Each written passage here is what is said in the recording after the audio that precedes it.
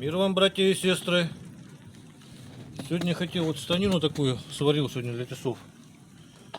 Ну, речь не о ней, а речь о таком вот продукте, который начал тоже выпускать. Это вот домашний баллистол. Не придумал пока название. Ну, вы знаете, что 100-граммовый тюбик, вот по интернету посмотрите, там, по-моему, что-то 800 с лишним рублей стоит. Вот этот пузырек у нас аналогичный по объему будет стоить 350 рублей. Состав почти такой же, с кое-какими усовершенствованиями. Вот я его сейчас первый раз открыл, запечатанный как бы. Без этикеток, без ничего будет. Вот для чего я его применяю. Значит, вот средство по уходу для кожи, за кожей. Причем не только вот кожей кожаных изделий, но и, видите, вот я руки не боюсь замочить. Если какие-то ранки, короче, вы обработаете, то это будет только плюс, заживляет раночки все любые. Изначально он был средство как по уходу за кожей, ну, за кожей лица или рук. Вот. Ножны, значит, далее сам клинок.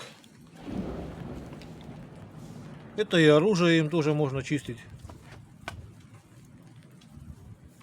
Мазать, вернее, смазывать. Смазочка такая у них получается универсальная. И для кожи, и для этого.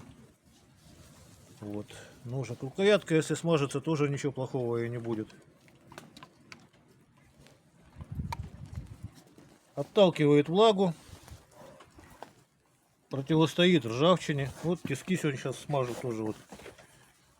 Как бы плохого в этом ничего нету.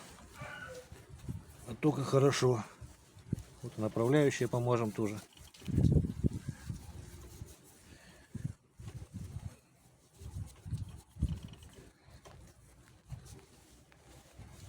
Вот. И очень хорошо как средство по уходу за обувью.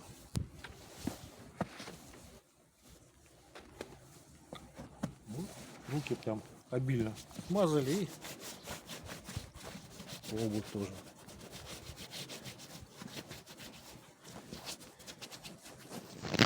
Постоит, впитается, подсохнет, а потом можно еще щеточкой мягенькой до блеска натереть. Ну, в принципе, все тут уже смазал. В общем, такой вот вид получается. Прям обильно и чтобы влагу отталкивал. В общем, такое вот средство. Спешите купить. Пока я жив, пока на воля Божья на это есть, на изготовление. Всего доброго, всем мира и добра. До свидания.